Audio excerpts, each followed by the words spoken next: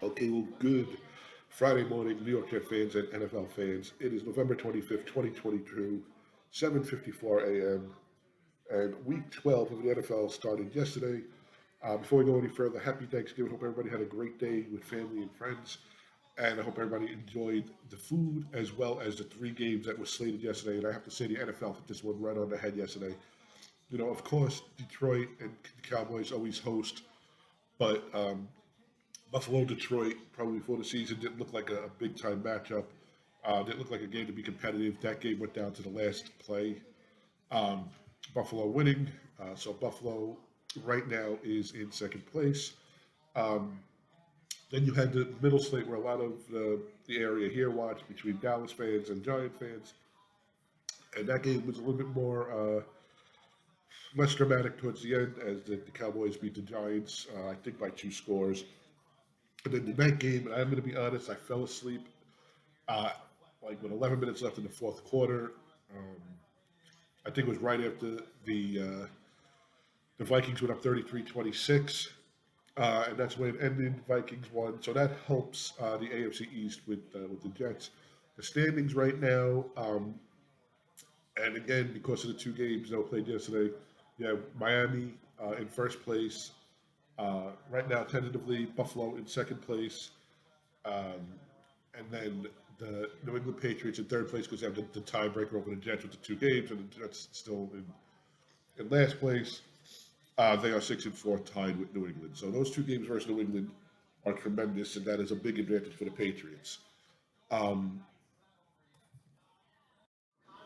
well, I will say about the Buffalo game, Josh Allen looks like he is not the same Josh Allen from about a month ago. That injury against the Jets, I think, is holding him back a little bit. He's making the plays he needs to make, but he is not um, that. I don't want to say dominating, but you can see he's not making those plays. Even my cousin Mike, he said, he's running a lot of called quarterback draws and whatnot. But that's the first thing I saw yesterday. And in the Patriot game, and listen, I'm not taking anything away from the Patriots. They beat us twice. I'm not going to go into calls and missed calls and interceptions and non-interceptions and whatever it was, but they put up 26 points against the Vikings last night. A Viking team that is now 9-2, I believe. Um, but they also gave up 33 points to the Vikings. I don't know if the short week did something to them. Mac Jones looked like a different Mac Jones yesterday than he did on Sunday against the Jet defense. Is that something that we can look forward to? That it's a Jet defense, we give them credit, or is it that the Viking defense just isn't that good? I mean, you couldn't really gauge last night's game because it was just a total polar opposite. Excuse me. Of the Jet New England game on Sunday. You know, no offense scored points Sunday. Read the team, and then yesterday, Mac Jones and the Patriots put up 26. But that's it. So yesterday, you wanted Buffalo to lose, you wanted New England to lose. You got one out of the two. The one good thing right now with this is the Jets do face Buffalo coming up in Buffalo. I know that doesn't sound like a good thing, but the Jets did beat Buffalo 20-17 3 weeks ago, and as I picked Buffalo to go to the AFC Championship game and possibly beyond. They do not look like world beaters right now. They look like they can be beat. They're not a bad team by any stretch of the imagination, but they are not the team that I thought was going to come out through the season. They started off like that, but right now that injury to Josh Allen, I think, is holding them back a little bit. But give them credit. Yesterday when they needed it, fourth quarter, time running out, Allen hit Stephon Diggs with a rope, a 40-yard pass over the middle. I don't know how it wasn't picked off. I don't know how it wasn't knocked down, but the defender went for the ball, and Diggs caught it, got to the field goal range, and then a few plays later, they kicked it. So that was yesterday's games. Really good games, I have to say, and I just wish that I was able to stay up for the rest of the Patriot Viking game, but the score ended the way I went to sleep with it, so I'm fine with that. So, what's been going on in Jetland? No. So, anyway, there's so many storylines about the Jets now for Sunday. And it's past Jet Chicago, Jet Bears, Week 12. Before the season started, I had this as a win. I still have this as a win. But I had Zach Wilson as my quarterback. You know, I didn't think of all the stuff that happened before that. Zach getting hurt, Zach missing the first 4 games or whatnot. But I had him playing this game. And I figured by this point, we knew what Zach was. We may know what Zach is right now, but this game will be the Mike White show. As I said on Wednesday when this was announced, I am not against this move. I think they make the move at the perfect time. The only way this would be better or make more of a difference would be if it was an away game. And this is what my whole thing about putting Mike White in this week and making the announcement on Wednesday. After Sunday, everybody wanted Zach's head from what he said and whatnot. And people probably didn't see this, but I know a few people did see this.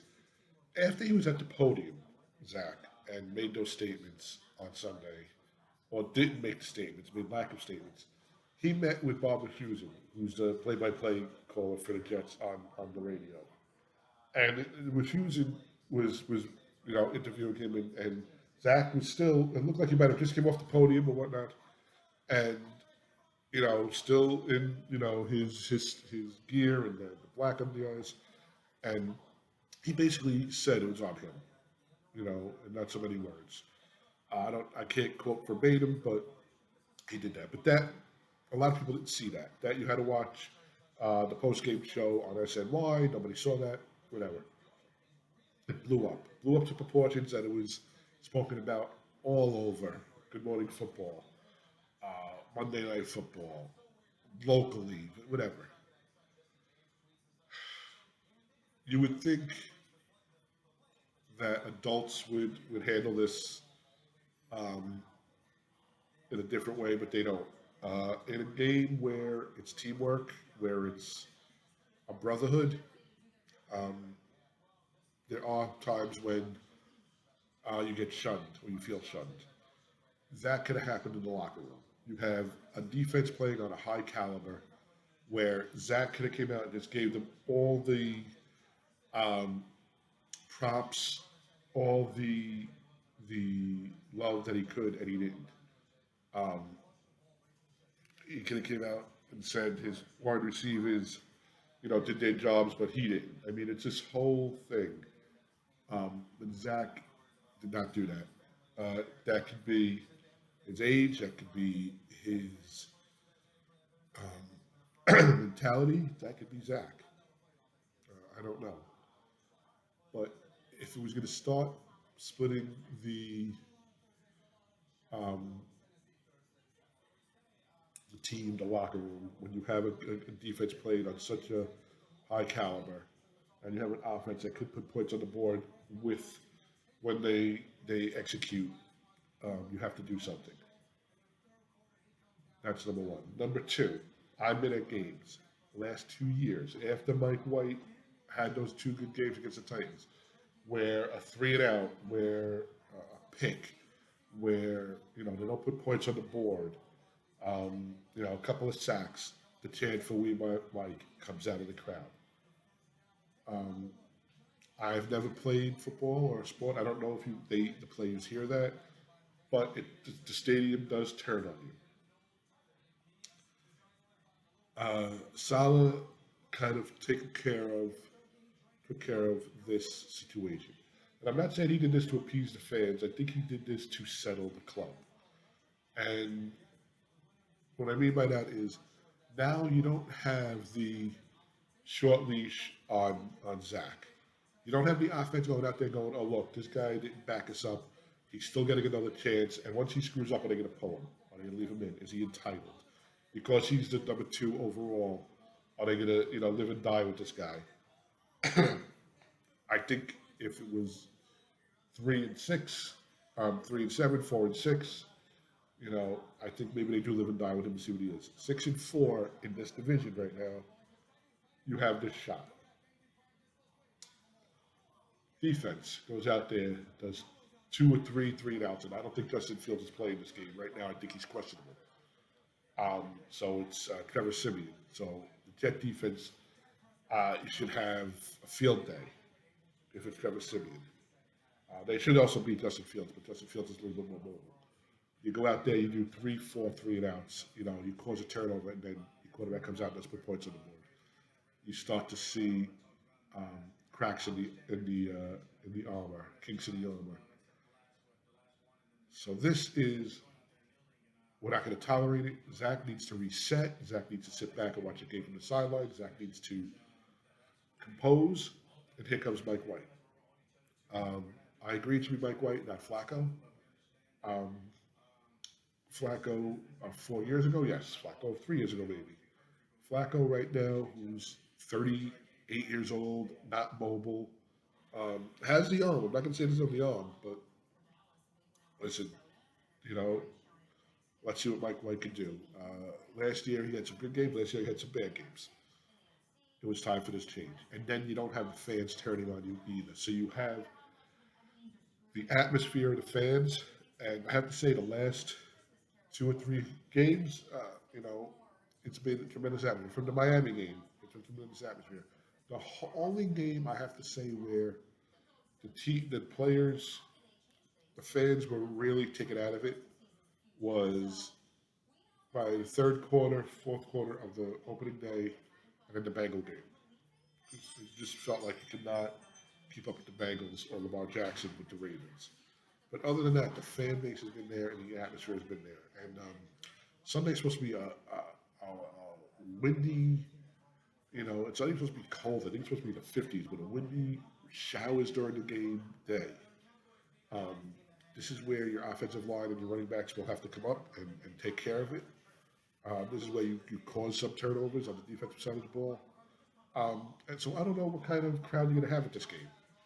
It is a holiday weekend. People are coming back. Um, you know, I don't know. It was funny because I said this will be one of the games where there's probably not a big market for tickets. And Jet fans will come out. We'll give them to other Jet fans to go to the game. And not trying to make a profit. So this game is going to be very, I don't know what to say. Um, I'm eager to see what it's going to feel like. I'm going in there saying they're going to win. They have to win this game. Um, I think they put up 23, 24 points. And I'll say it in a few minutes. But I think all in all, Salah made the right move. People may not agree with me, but I think he made the right move. Um, you don't put one player over the team.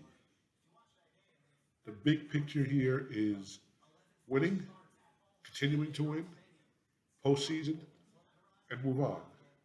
You know, um, and is this who our quarterback?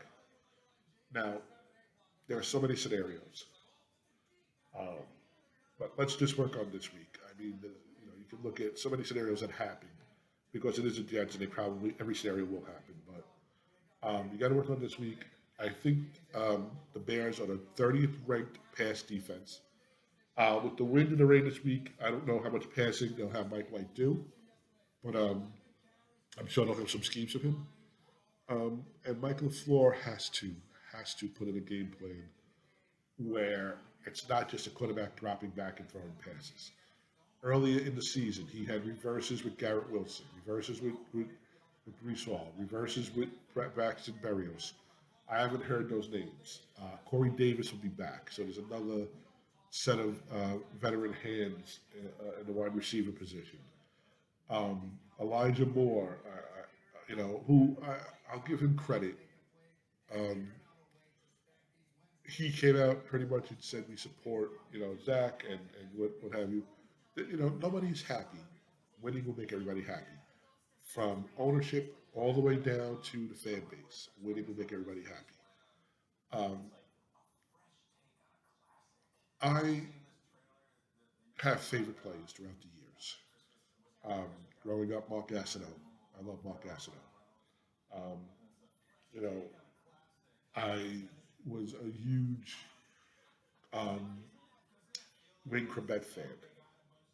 I have a ton of Wayne Corbett um, jerseys. They're not behind me. I actually have it on my wall over there that he signed for me. Klecko. I always had these favorites, but for the most part, players come and go. That's why I don't buy jerseys anymore. Um, I didn't run out and get a Brett Favre jersey. I didn't run out and get a Sam Donald jersey. Um, you know, so I don't have favorites. My favorite is the logo on the helmet, that team, the Jets.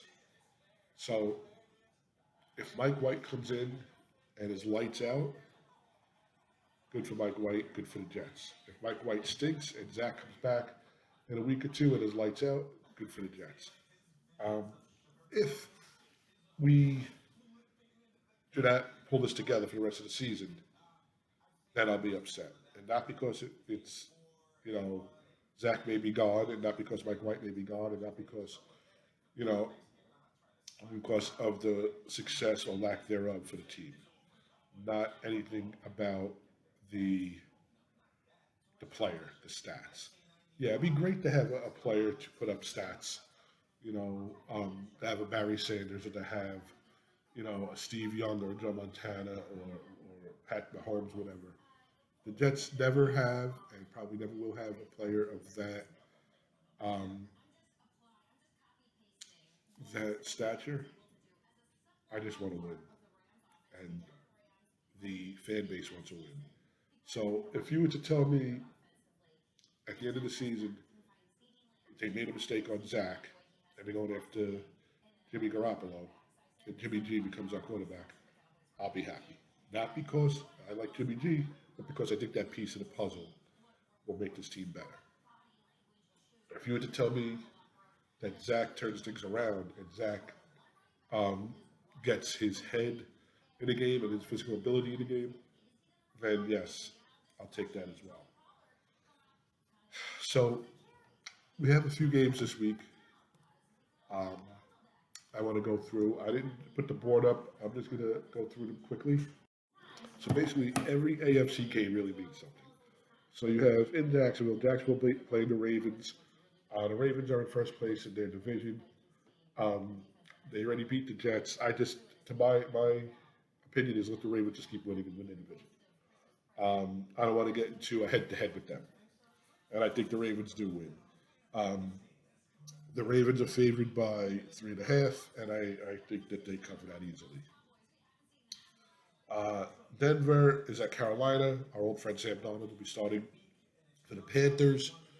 Um, and if you just think about it, Carolina have the number one pick and the number three pick from the 2018 draft, and the Jets have the number two pick from the 21 draft. It's just ridiculous, you know. So we'll see, but I think Denver wins this game. They are favored by 2.5. I think they win, but the Jets do have they win over them, and Denver is not that good of a team. I don't know if they can make a run. Bengals and Titans. You want the Titans to win this one. You want the Titans to basically try to get as many wins as they could and move up in their division. And the Bengals just keep losing. Um, I think the Bengals are 4-6 right now. So the Jets do have a game and a half on them since the Bengals did beat us. So Bengals are favored by 2.5 in Tennessee, and I have to say I think the Bengals cover this game. So I'm picking all the favorites. And then Miami. And Miami right now is in first place, and with a win will have sole possession of first place, I believe. Um, Miami is at home facing the Houston Texans. They are a two-touchdown. They are a 14-point favorite over the Texans. I don't know if they win by 14 because I don't know if Miami's going to put up a double-digit win. But Miami wins this game easily. So the Jets need this game for a lot of reasons to keep up, for stability, for mental health reasons for all of us. Um, and finally, we have the Jets are favored at home for the first time, I think, in a year or so by 6. Um, I think they win the game. I don't know if they win by 6 or so. I'm thinking it could be a. Well, here's the deal. If Justin Fields is in the game, I think it's Jets 23, Chicago 20. I think Fields is able to make some moves with his feet and make some plays, extend drives, and whatnot. Um, and that is how I feel in my head. I think in my heart, it's 27-10. If it's Trevor Simeon, uh, in my head, I think it's like 23 to 7, 23 to 10. Um, and in my heart, I'm going to say it's 28-6. Either way, I think the Jets win this game, depending on who the quarterback for the Bears are. Will tell me how big of a win it is, point wise, score wise. So that's it. It is a very different feeling this week. The excitement the last couple of weeks kind of has leveled off. It's more of a curiosity to what team comes out on offense, to what the play call is, to how Mike White responds to this. And we'll take it from there. But I do expect to win this week against the Bears. We are a better team than the Bears on defense. We are a better team on defense against most teams, but I think there will be a spark on this offense. I think the spark is there in practice. I think the spark will be there on the field. The spark will definitely be there in the crowd. Um, but again, if Mike White goes 2 or 3 drives in the first half, 3 and out, or 6 plays and they pick up 30 yards and punt, you know, I could see it turning very quickly. The one thing that Solid did was make sure that Zach Wilson will not play this game. He is not dressing. He is inactive. So it is the Mike White show, unless God forbid something happens to him, and then Joe Flacco comes in, and that just that would be the Jets being the Jets, and I just hope we're past that. So that's it. Week 12. I know I had a very calm, melancholy type of video. I'm just trying to take this all in. I'm also very tired from. I'm going to say I'm drawn out from last week's game, and usually the game is played on Sunday. And you go over it Monday, you let it go and whatnot. But this is drawn out only because of the Sunday you had all of that drama after the game. Then Monday you have Salah with uh,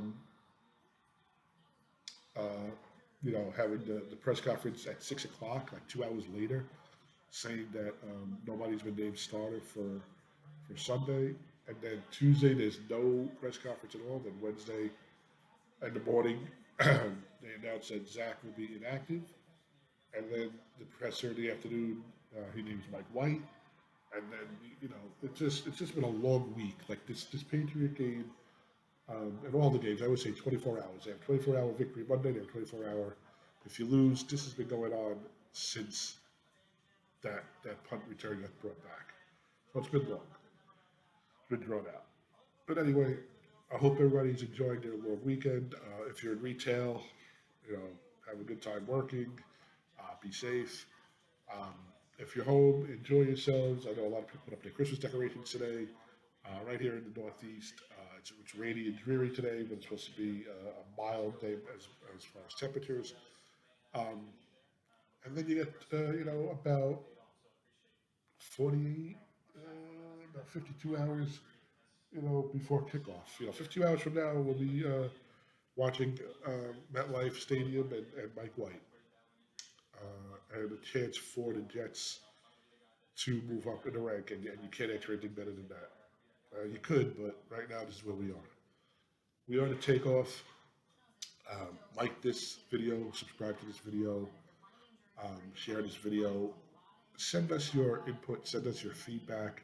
Um, it was funny, last week I did a rapid reaction and I got a ton of Patriot fans just beating me up. Um, and it is what it is. Some of them had a point, some of them were just talking trash. One guy said how much we stink, and basically we have the same record as the Patriots. So, anyway, uh, have a rest of your weekend. Have a good time the rest of your weekend. Have a safe weekend, a healthy weekend, a blessed weekend. Um, a very healthy weekend. Stay safe, and I'll talk to you hopefully with a rapid reaction on Sunday with a good one. Uh, that's it. Happy Thanksgiving again to everybody, and we are in the holiday season, so let's go.